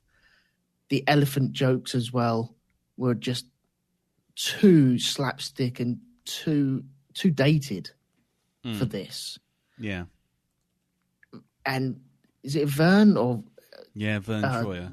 Vern, I just found him fucking annoying. Yeah. Really fucking annoying. Not funny at all. Well, there was one gag that made me laugh with that, but Is that the bit where he gets hit and goes flying across the ice rink? yeah, when they give him the electric paddles for the heart attack, it's clear that they're just taking a dole and punting it across the ice on fire. That made me laugh, but I think I would have laughed at that no matter what it was in.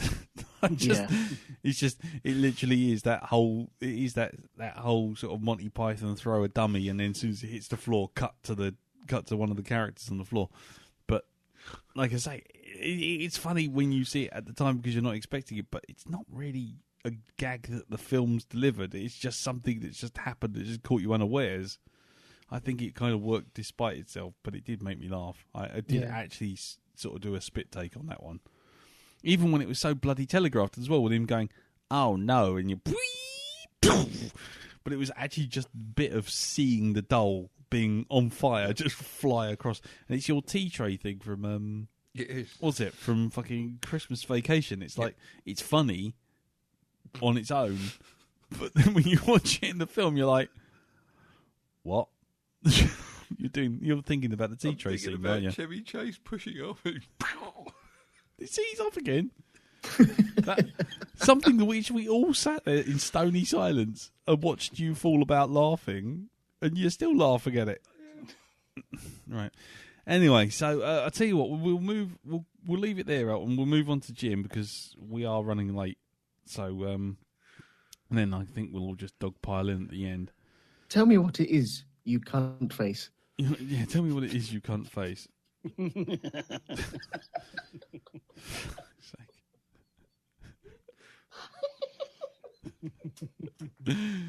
Oh yeah, we've lost Elton. Jim. Oh, well, are you all ready for me to get my cock out? Which stands for cruelly observed, critical knockout, Nice. PM. If someone hasn't done that in the feedback, I'll be very surprised. Yes.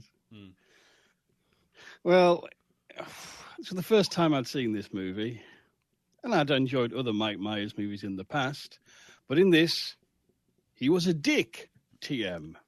Yeah. Diabolically irritating comedy killer. Nice. I'm liking this. Carry on. Yeah, go on. Last week, we had Blood Rain, Yes. a film where, by my own admission, I didn't understand what was going on. No. This week, I will have to give the Love Guru points because I could understand what was going on.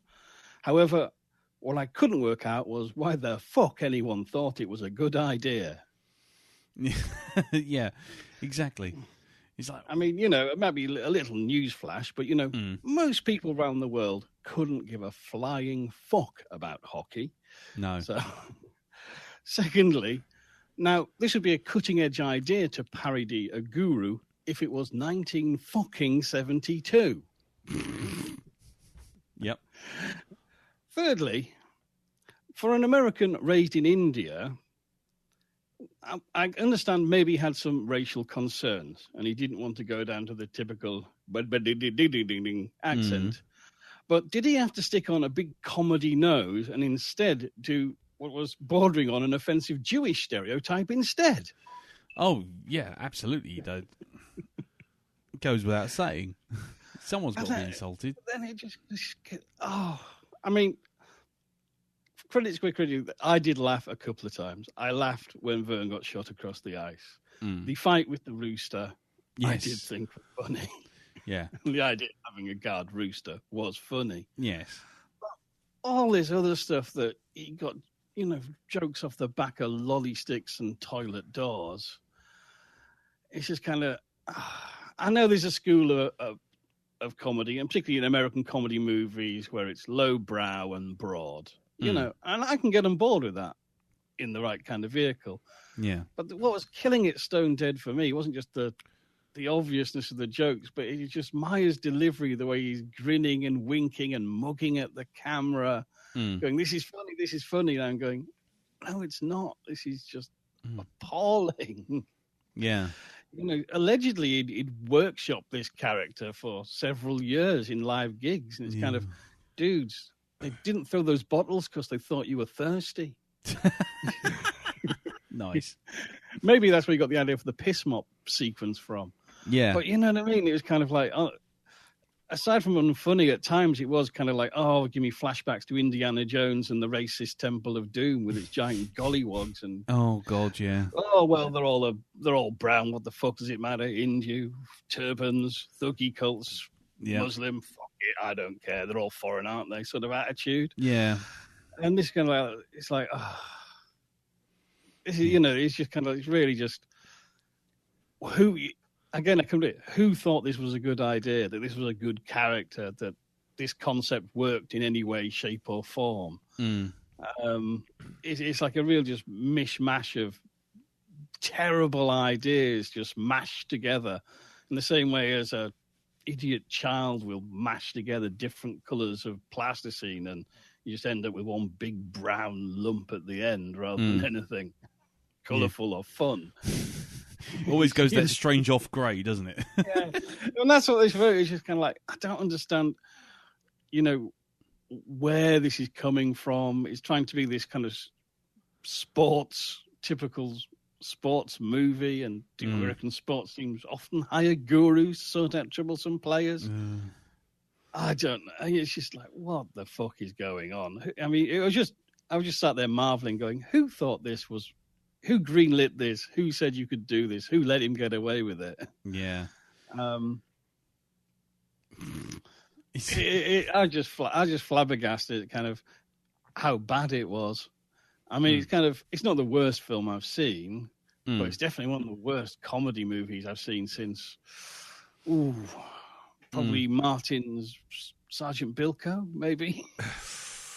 Or when I last caught it. Wow. Even Adam Sandler movie. Yeah. It's just tedious, when the jokes are so telegraphed, it does take the fun out of them, even a simple stupid joke. Yeah. It's not just the telegraphing, it's the fact that he then pounds them into the ground by repeating them over and over and over again. It's also the performance, that winking, gurning, mugging at the camera, and it's like... Yeah, the tee-hee-hee thing, yeah. It's kind of one of the golden rules of comedy is, you play it straight. That's right. You get more out of it by playing it straight than you do constantly just kind of going, oh, look at me, I'm seeing so funny. I would say for a film that was under 90 minutes, it felt like a lot longer. Yeah, I must admit, I did think that. I was very shocked to just read that in the wiki that it was only 87 minutes long. It's like, really? It felt longer than bloody Men in Black, I'll tell you what, and that rattled along at 95 minutes on the nose. That's always my marker, that one. Because it does, it hits 95 minutes, including credits, on the nose. Does it? Wow. There you go. But, fact fans, it did feel very, very much longer than that. Okay. Shall we move on then, Jim, or do you want to... I might flash back later. Yeah. Okie dokie. Well, what about you then, Dal? Well, I laughed. I remember laughing at two things in this film. Obviously, now I'm getting the little time bombs go off. Yeah, the little thing you mentioned in there. But at the time, I laughed at the very first thing in the film, which was the Morgan Freeman gag. Right. Yeah. Okay, because that was totally unexpected. Him standing there lip syncing along to the Morgan Freeman voiceover machine. Yeah. And also, I don't know, maybe I'll burn in hell for this, but it was when Ben Kingsley turned around for the first time. What, with the boss eyes? Yeah. Oh my God. But that caught me unawares. That was right. it. Okay. But it's Ben Kingsley doing that. Yeah. Because to me that was sub Rent-A-Ghost gag. It was just like, what are we looking at here? It's also like, look, Ben, you got away with playing Gandhi, just right. Okay, you won an award for it. Everybody thought you were great, but now that's all gone down the fucking toilet because of what you're doing right there.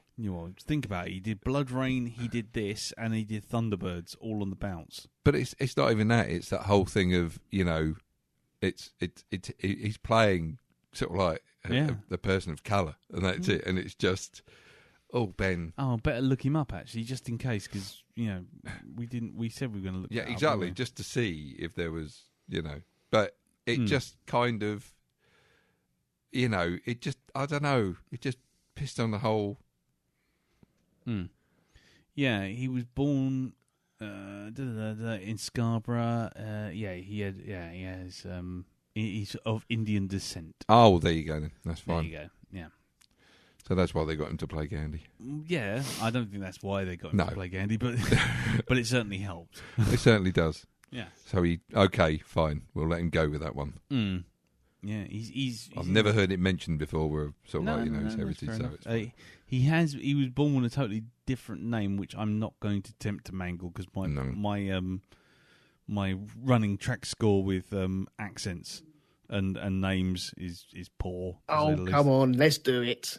We can do the voices, can't we? No, we can't do the voices, Elton. All together now. No. Like no. Chernobyl, we're not going there. Yeah. I think it's Krishna Banji. If I'm just reading that straight phonetically, it's Krishna Banji is his actual name, Ben Kingsley. There you go. I'll just dive straight in there. There you go, fact fans. Yeah. Who says you don't learn anything? So go on, carry on, Dal. Yeah, I've got to say the whole driving the humour home like fucking a stake through Dracula's heart. It's that saying, I'd like an alligator sandwich, make it snappy, because it's an alligator, and I want it ASAP. And then it's like, in other words, you've just gone, right, for you stupid twats out there, which is everybody watching this film, because you'd have to be, I'm going to explain the joke to you. I'm going to break it down, and then you'll get it funny, and then you can laugh while you go off and do that Richard and Judy quiz, where they literally give you the answers. Yes. Yeah. Yeah. In the colour purple, what is their favourite colour? Is it red, green, or purple? Come on, I'll give you a clue. The clue is in the title. It's purple. Oh, right. Well, there you go, Richard. Yeah, cheers. Now I have to phone in on a premium rate line for 10 minutes. Yeah. Because you're stupid. Anyway. This is it. You're stupid. Stupid, you're fake. Stupid, you're thick. Fucking thicko. Oh, go on. Yeah. Again, some of the jokes were, for me, those two bits, when, the whole sort of like Ben Kingsley's eyes, that worked for me, obviously, because it caught me off guard. It was like the tea tray thing, pull the cloth out, boom, like that. That's fair enough. I mean, like I say, I think as we heard with Elton before he fell off his chair, in humorous mirth, the jokes on their own can, in theory, in isolation, be funny as an in-joke between friends, which is kind of what Myers' stuff does when it works. But this is, and again, going back to something that's already been mentioned, it's not so much he's playing, for me, I didn't think he was playing Austin Powers or thing. It was, he got what he thought were the best jokes from that film. Yeah. And put them in it. He even had a fucking roadie. I thought he was one of the guys from Wayne's World. Right. Or Wayne's World 2 in it. Oh, what, the guy who sailed off on the remote control him. thing? With I thought that was one of the guys from his, sort of like, his, his crew in that. Yeah. But, no, I don't think it was. Okay, fair enough. Oh, but, Well, it's quite telling. I'm looking up in on the website moviequotes.com. Yeah. And they don't even list it. And they've got all Really? sorts of films, including Love Camp back in 1969, Love Camp 7. They've got quotes for everything except The Love Guru. Which I think is very telling. Anyway, carry on. So that was it. What did you think of the sport aspect of it? The sport aspect? It could have been anything. You didn't need sport in there. No. It's the... it could have been anything. You could have had that. It was interchangeable, that bit. Because as I was watching it, I was thinking, actually, there was a whole swathe of comedies where they just stuck sport in to try and get a whole audience in. Like with Austin Powers, it was the Super Bowl. With Happy Gilmore, it was golf. Yeah. With there's the NASCAR one as well, wasn't there? yeah, Talladega Nights with NASCAR. Bobby. Yeah, the legend of Bobby Jeff or Bobby Davro. Yeah, Bobby Davro. And then there was this, and it's just like, and it just suddenly occurred to me. It's like, when a comedy is going to fail or at least be a complete washout, they look to get as many people from different audiences in as possible. Yeah. By literally throwing in a sport, so like baseball, NASCAR, American football, whatever you like, and they always stick and then you stick in a subplot with with a 5-minute countdown that gets solved by the hero for a comedy purpose. Yeah. Well, in the late 90s, early 2000s, it was teens on campus, wasn't it? That was the thing that you threw into a film to make it popular, because who's your target audience? It's people on campus and people with a bit of money in their pocket, and they can also have the time to go to the cinema. And maybe if he'd gone down that route, the story may have flowed better, because it was just a case of, he's been hired. It just so happens to be a sport. Doesn't really... the guru and him and the sport itself don't really mesh very well. He needs to find something that he would fit into a little easier. Like Lost Lovers, or I don't know, just people that are having trouble in love. I mean, that would work better, I feel, than just trying to put a couple that one bloke plays hockey and the other bloke nicked his wife. Just doesn't work as well as some other aspects that they could have brought to the table. No. You got anything else, Dal? No.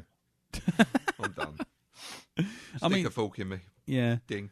I mean, I don't think I've got an awful lot to actually add to what you guys have said. I mean, I laughed at precisely two things, which was Vern Troyer being electrocuted and clearly a dummy being fired across the screen, which made me laugh as much for its own ineptitude as it did the actual gag. Just, that is clearly a dummy and it's clearly on fire, and that's, it's funny because it's shit. And the second one was the fighting the guard rooster. Which only really worked when he got that whole... but then even that kind of died on its arse, because it kind of like he walks in and he's standing in the room and he's got all the hair up in the air and all the feathers in his face and all that kind of thing. Yeah. And it's like, that's fine. The gag's landed. Thanks very much. You've actually landed a gag, Mike. Well done. Leave it. But then you have to go on for another 10 minutes of people going, are you all right? Yes, I am fine. It's like, and he did the oldest trick in the book where he put his hand to his mouth, coughed, and all the feathers flew exactly. out. And it's like, okay, now you're milking it now. Just stop. Just come away from that joke. Leave it alone. And then they tried to do another joke, which was where he does the flash bomb, and the next thing you see, he's like, there's an elephant outside, and he's on top of the elephant. And I thought, that's right, that's great, fine, that's a good way out of it. But you took like 10 minutes to get to that bit, saying the same joke over and over again. It's like, that's the film in a nutshell. For every one good joke of just suddenly disappearing and then reappearing on the back of an elephant making a run for it, you've got 10 minutes of one joke being hammered into the fucking ground.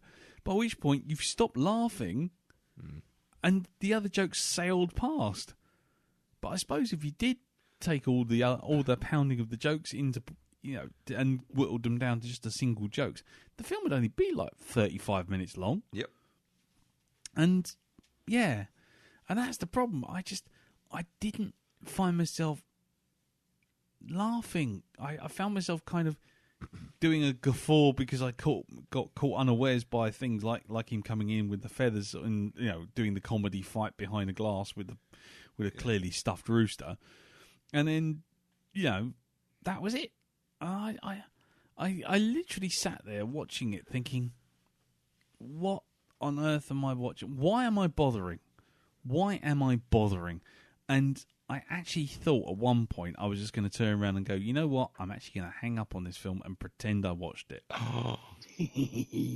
It was that bad. And I've only done that once before, which was with Birdemic. And I didn't actually hang up. No, I said where I'm thinking I was going to do it. Yeah. And that kind of put it into context for me. It's like if Birdemic is so bad that I have to force myself to watch it, then and Love Guru is on that same path where I'm actually thinking I've just got to just sit here and just have it go into my eyeballs. And then that's it. And that's it. Because the other thing is, every time he did that tee-hee-hee, oh no you, oh no you, oh no you thing, it was just like, oh, just fuck off. And all the shit with the fucking Bollywood interludes, which they kind of forget about halfway through, and they don't do that anymore. It's like, if you want to do that, go for it. Go full bore into it and make a Bollywood movie parody. Do that if you're going to do it. But you ain't got the material to back it up, mate, have you? You've really got you've just got 9 to 5 in a sitar that you've found on YouTube, and then you've got whatever that other fucking song was. I can't even remember. Extreme More Than Words. No, yeah, It did that. It did that's and true. They had the roadie again in the background doing the thing they do in the actual video for the song. Oh right, okay. Which is holding the lighter up. Yeah, and there was a whole joke about the fucking chastity belt, making a bell ringing noise, and it was like, no, it's not funny because it's unearned, and all the humour was unearned. It literally just went, oh, here's a flashback. He puts on a chastity belt. 2 seconds later, donk. Oh, that's his penis hitting the chastity belt. Yeah, and it's like, really? Is that it? You literally just think of an idea, write a scene to make that idea happen, and then stick it in the next scene along to pay it off. You can't even be bothered to go all the way to the end of the film to make a payoff. And, like, Jessica Alba, what was she doing this? She brought the same magnetism that she brought to Fantastic Four movies. You know, she just sort of walks in, flutters her eyelids, then looks cross, pouts a bit, and then flounces out. And then, you know, is won over by his personality and charm. Yeah. Right. I mean, yeah, it's not really a good film in any way at all. No. And any film that has a conclusion that relies on two elephants fucking on some ice, you really know you've kind of hit the nadir when you're actually trying to manufacture YouTube memes. Because that's what it was. It just felt like it was like, okay, what have we got left? Wouldn't it be funny if two elephants were fucking? Yeah, but what if they were doing it on the hockey ice? Yeah, right. On fire with spikes through. With spikes, yeah. What if we had Vladimir Putin on a unicorn riding through the sky with fireworks coming out of his arse while jelly beans fly through the sky and there's a cat with laser beams shooting out of its eyes? It's like, yeah, and Chuck Norris kicks an alligator in the face. It was a nonsense. It was just absolute bollocks. And by the end of it, the instant the credit went, as soon as the credit came up, it was like, off. I'm never watching that again. And the only time I got as far as like 4 lines into the credits, and that was only because I was putting it all the way down to single star on Netflix. So I never see it again. That's interesting because normally in a quite amusing comedy, or sometimes in an amusing comedy, you'll have during the credits outtakes, and some of them will be highly amusing, and you can laugh along with that. This film had one outtake. Yeah, Vern Troyer just talking about seeing bums. Yeah, but it's really weird just to have one. Either you've got a collection that you want to stick in there, or you don't put any in there at all. No. You don't just stick one. That seems a bit, well, this is the funniest thing that we had during our filming, so we're going to stick that in there. Yeah. Well, that was the problem. Didn't understand that. No, but that was the problem with the whole film. It was just, oh, we've got one idea. Here you go. Yeah. Here it is really quickly. Now let's fuck off. And, yeah, it was bollocks. It was just complete bollocks. And the thing is, like I say, I'm sure there'll be moments where you think about a part of a gag and you'll think it's funnier than it is. You'll do the Anchorman thing. Because I don't care what anyone says, Anchorman is not a super funny movie. It's just not. There are bits in it that when you recall those bits, it's funny. But then when you go through the rest of the self-indulgent rubbish to get to it, it kills the joke. But when you're sitting there going, Man Panther or whatever that fucking perfume is, works 60% of the time, all the time. And it's like, that's funny, but you've just sat through 2 hours of not funny to get to that funny. And so... I think Sex Panther, isn't it? Yeah, Sex Panther, that's right. Or, Brick Tannen going, I love lamp, I love carpet. You're just naming things now, aren't you? I killed a man with a trident. Those things are funny. But again, you're getting to those bits after the event and you're sort of coming back to them going, that's funny now. Yeah. It's not funny when I'm watching it, and it's not funny if I ever watch it again. It was just... If I ever watch it again. Yeah, exactly. So, bollocks all in all. Love Guru. Well deserved of its fucking reputation, really. I'm surprised, and I'm not surprised that Mike Myers never worked again. Right. Oh, by the way, and whoever did the CG on young Mike Myers with his big fucking giant melon head CGI'd poorly onto a child's body. Yeah. I quite like that because I felt that it was meant to be like that. Right. Well, if it was, then fine. But it didn't seem that way to me. It seemed like they just had the scale off by like 5%, and it was just like, oh, cock off. Because they couldn't get the hair of the kid out, and it would take too much to rotoscope it out. So they just made Mike Myers' head a little bit bigger to cut the hair out of the kid. I get the feeling that it was meant to be just slightly out of proportion.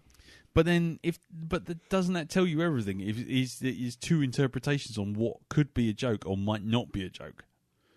Yeah, it's like if it was a joke, we would have gone with it. But you're sitting there going, I think it's a joke. And I'm sitting there going, actually, it just looks like it's a piss poor CGI job done on the cheap. But, hey, maybe you're right. Maybe you're not. So, there you go. Right, so I think, generally speaking, hated it, but with one or two gags. Isn't that about the size of it? Yeah, some funny bits. I mean, when I think about it, I think if you took out all his mugging, gurning, and tee-heeing, you'd have about 20 minutes of movie. Yeah, that's about right. We need to get the people who did that Star Trek The Motion Picture Daft Punk mix-up and get him to do a mix of the Love Guru. But it would be a 5-minute Saturday Night Live routine. It'd be a commercial break. And much like the Saturday Night Live routines, you watch them, and some of them are really funny after the event, but you watch them now, and you watch them straight off, and you go, why is everyone so into that Peter Pumpkin, or whatever his name is, or David Pumpkins, or whatever his fucking name is? Yeah, it's funny, and it's only like 7, 8 hours later, you come back to it, and you go, it's quite funny, and then it becomes a meme, and you go, oh, all right, then fine, I'll laugh at it, because everyone else is laughing at it. But I'm not laughing at it because it was actually funny at the time. It's just funny because everyone else has made it funny. Yeah. And that's kind of Mike Myers' shtick, and I think he just hit saturation point as soon as that film came out because it was just him overindulging. Yeah. Right. Okay. So, what we're going to do, gents, it is now nearly midnight. Are we around for feedback tomorrow? We can be. Elton? Jim? Should be able to, yeah. Yep. Okay, right, fine.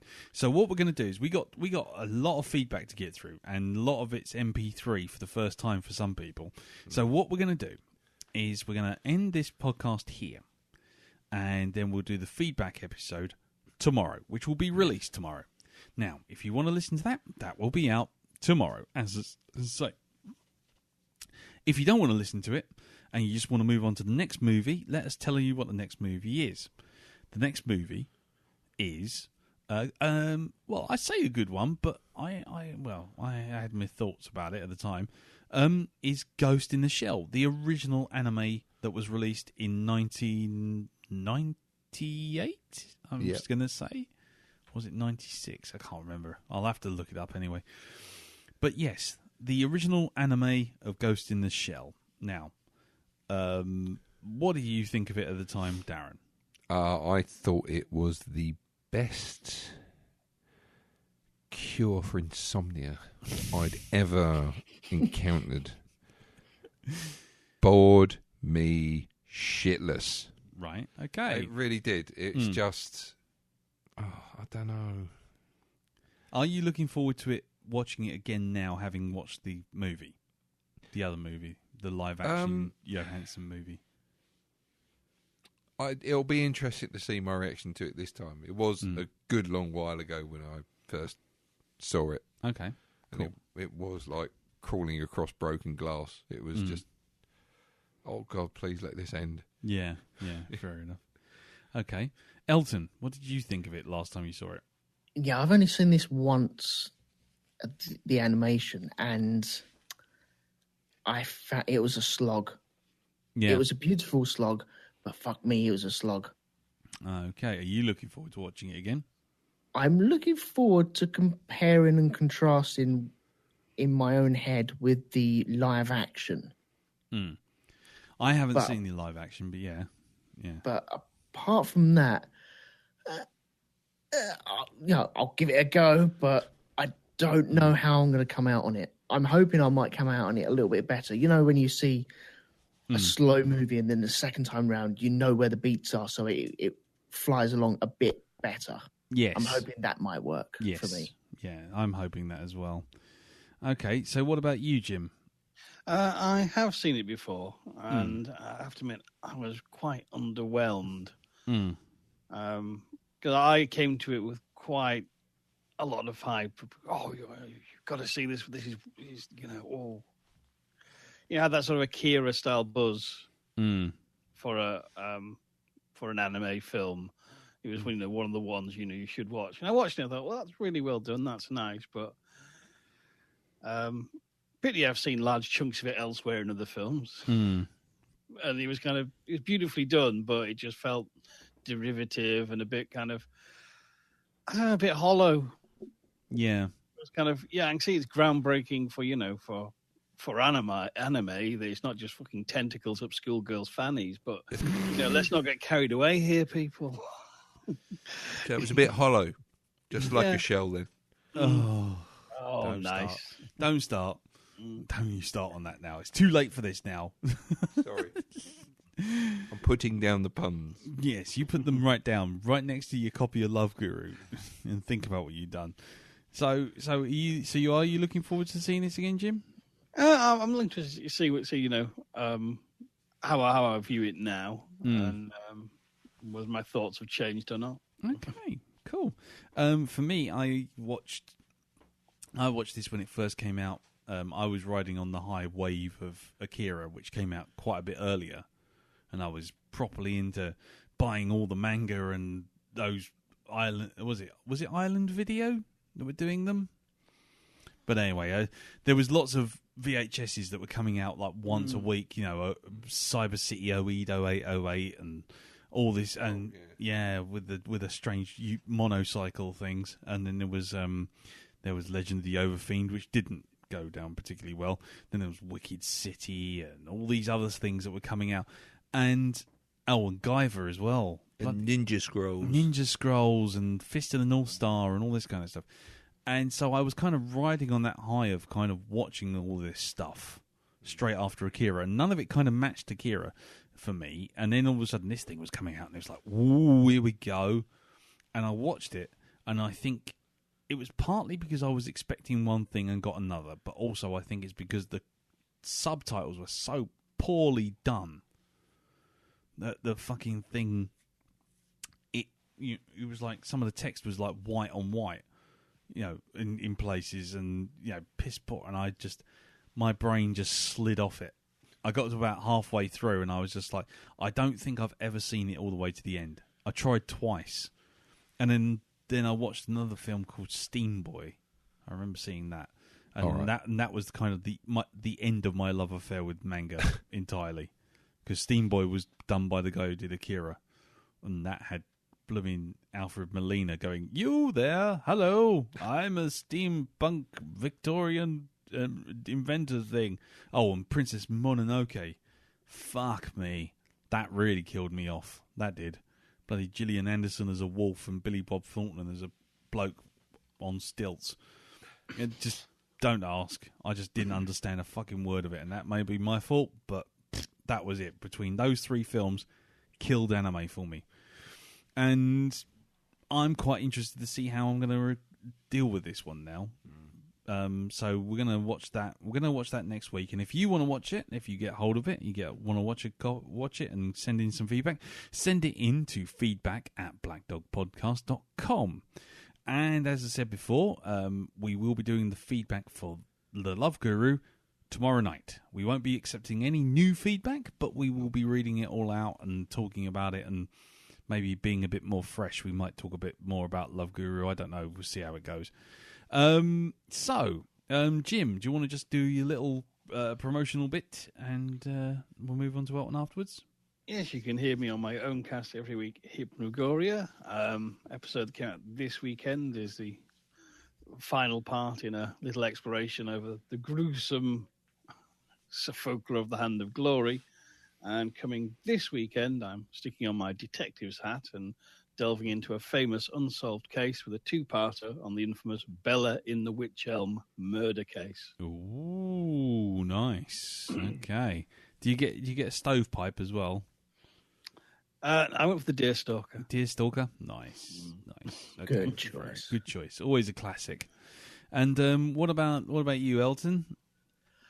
You can catch me at the moment on the Grand Prix podcast. Mm-hmm. And in June, I will be coming back with Shonky Lab and doing a fair few episodes, because that's been put to the wayside just for a little while everything else has been busy around me. So nice. Once June comes along, it's Shonky Lab, Band of Brothers is back on, and then I'll be doing the Grand Prix podcast as well. So pop along to road2media.com for all that store stuff. Lovely. And you can catch me, Pete and Andy Palastides on Space Duck Jury, which is now on its own domain of spaceduckjury.com. And we are now getting a bit more into regular releases, and we've got a YouTube channel and lots of other stuff going on. The YouTube channel Toy Joy thing with Pete sort of showing off his toys. So it's a thing. It's yeah. But we're doing lots of Spaceships mini-sodes. We're accepting feedback for one special episode. So if you've seen anything or heard anything in our podcast before that you totally disagree with and you want to have an argument with us, send your feedback to feedback@spacedockjury.com, and we can take on with that. And we've got a whole episode of that coming up at some point. So, so it'd be really good if you can have a look at that and check it out. And if you already subscribe and you suddenly notice that your feed stops working to Geek Planet Online, just unsubscribe and resubscribe and everything will be back to normal. Right. Brilliant. Okay, well, like I say, thank you very much for listening. Thank you, Jim. Thank you, Darren. Thank you, Elton. Thank you. Like I say, we will be back tomorrow for the feedback episode for this. And until then, you can join us on the Facebook group, which is facebook.com/groups/the Blackdog Podcast, and on Twitter, which is Blackdog Podcast. And in September as well for the Blackdog Shindig. Oh, and in September for the Blackdog Shindig. Yes, on the 12th of September, if you can hear this, 12th of September from 6 o'clock onwards. 6 o'clock onwards at the Nelly Dean Pub in Soho. And no internet needed. No internet needed, no. And you can stand there and just look at us, and we can just stand there and look at you, and it'll be all awkward, and then everyone go home. That'll be great. So, join us on all these different platforms, all these different things, and at some point, I promise, I will get Patreon working. It will happen. There will be a Patreon, because it has to be, because my fucking mixing deck is dying. So, anyway, there you go. Cap in hand, ladies and gentlemen, it's going to happen. So, just put some change aside, and we'll see what we can do. Anyway, until next time, thank you very much. If you'd like to listen to the feedback, we'll see you tomorrow. And if you want to listen to The Ghost in the Shell, we'll see you next week. Until then, take care and tatty bye.